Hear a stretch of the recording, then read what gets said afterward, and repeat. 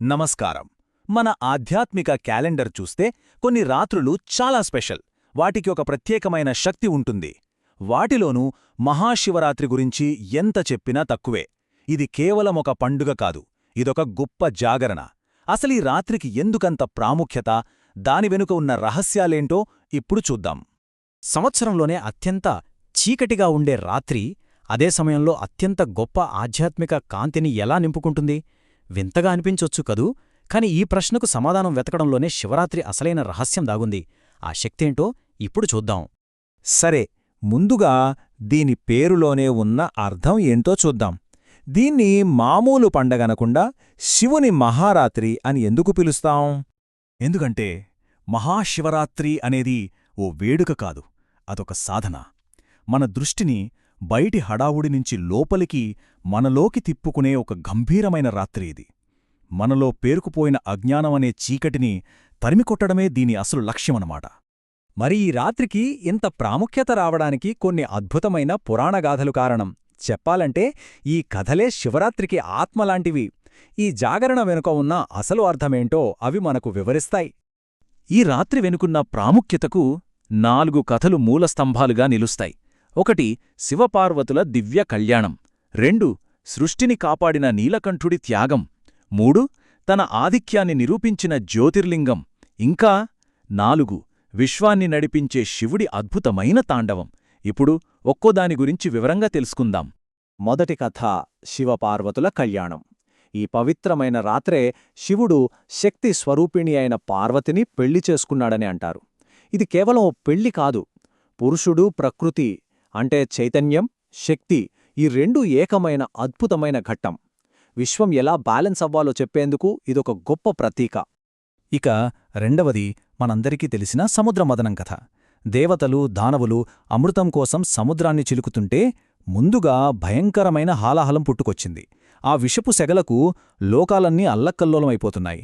అప్పుడు శివుడు దాన్ని మింగి తన గొంతులోనే బంధించేశాడు. అలా నీలకంఠుడై ఈ సృష్టిని కాపాడాడు. ఆయన చేసిన ఆ మహాత్యాగాన్ని గుర్తుచేసుకుంటూ భక్తులీ రాత్రి జాగరణ చేస్తారు.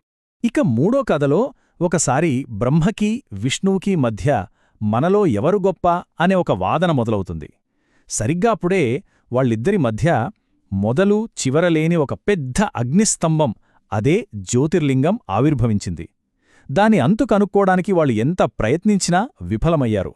అప్పుడు వాళ్లకర్థమైంది, శివుడి స్వరూపం అనంతమైనదని, ఆయనే సర్వోన్నతుడని ఒప్పుకున్నారు.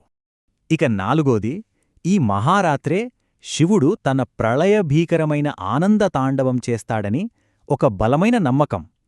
ఈ నృత్యం ఉరికే కాదు, సృష్టి, స్థితి, లయం అంటే పుట్టుక, జీవనం, వినాశనం ఈ విశ్వచక్రానికి ప్రతీకలా నిలిచే ఒక శక్తివంతమైన విశ్వనృత్యమన్నమాట. చూసారా, ఈ కథలన్నీ మనకొకటే విషయం చెప్తున్నాయి. ఈ రాత్రిలో ఏదో ఒక ప్రత్యేకమైన శక్తి ఉంది. మరి ఆ శక్తి ఏంటి? ఈ రాత్రిని ఇంత మహిమాన్వితంగా మార్చేది ఏంటో ఇప్పుడు చూద్దాం. సాధారణంగా పండుగలంటే ఏంటి? వేడుకలు, విందులు, బయట ఆనందంగా గడపడం. కాని శివరాత్రి అలా కాదు, దానికి పూర్తి భిన్నం. ఇది ఉపవాసం, ధ్యానంతో మన లోపలికి మనం చేసే ఒక ప్రయాణం. ఇక్కడ బయటకు ఆనందాన్ని చూపించడం కాదు ముఖ్యం, లోపలున్న అజ్ఞానాన్ని జయించడం ముఖ్యం. యోగ సంప్రదాయం ప్రకారం చూస్తే ఈ రాత్రి గ్రహాల అమరిక చాలా ప్రత్యేకంగా ఉంటుందట. దానివల్ల మన శరీరంలో ఉండే శక్తి సహజంగానే పైకి అంటే ఊర్ధ్వముఖంగా ప్రవహిస్తుంది. అందుకే ఏ ఆధ్యాత్మిక సాధన చేయటానికైనా, ధ్యానంలో లోతుగా వెళ్లడానికైనా ఇది చాలా అనువైన సమయమంటారు. సరే, ఈ రాత్రిలో ఉన్న శక్తిని మనం ఉపయోగించుకోవటానికి మన పూర్వీకులు కొన్ని పద్ధతులు పెట్టారు. అందులో ముఖ్యమైనవి ఉపవాసం, జాగరణ. వీటిని ఎలా ఆచరిస్తారో ఇప్పుడు చూద్దాం. ఉపవాసంలో ముఖ్యంగా 2 రకాలు పాటిస్తారు. ఒకటి నిర్జల ఉపవాసం, అంటే చాలా కఠినంగా నీళ్లు కూడా తాగకుండా చేయడం. ఇంకొకటి ఫలాహారం, ఇందులో పండ్లు, పాలు, నీళ్లు లాంటివి తీసుకోవచ్చు. ఏది చేసినా శరీరాన్ని, మనసుని శుద్ధి చేసుకోవడమే దీని ఉద్దేశ్యం. ఉపవాసంతో పాటు మరో ముఖ్యమైన నియమం జాగరణ, అంటే రాత్రంతా మెలకువగా ఉండటం. మనం భౌతికంగా నిద్రను జయిస్తే అది ఆధ్యాత్మికంగా మనలో ఉన్న అజ్ఞానం అనే నిద్రనుంచి బయటపడాలనే సంకల్పానికి ప్రతీకగా నిలుస్తుంది. ఈ జాగరణ చేసే రాత్రిని 4 భాగాలుగా అంటే ప్రహారాలుగా విభజించారు. ప్రతి ప్రహారంలో శివలింగానికి ఒక్కో ప్రత్యేక అభిషేకం చేస్తారు. మొదటి ప్రహారంలో పాలతో, అది శుద్ధికి సంకేతం. రెండవది పెరుగుతో, అది పోషణకు. మూడవది నెయ్యితో, అది తేజస్సుకు. ఇక నాలుగవది తేనెతో, అది మాధుర్యానికి. ఇలా ప్రతి అభిషేకం వెనుక ఒక లోతైన భావన ఉంది. ఈ ఆచారాలన్నింటినీ ఒక దారంలో కలిపి ఉంచేదే ఓం నమఃశివాయ అనే పంచాక్షరీ మంత్రం.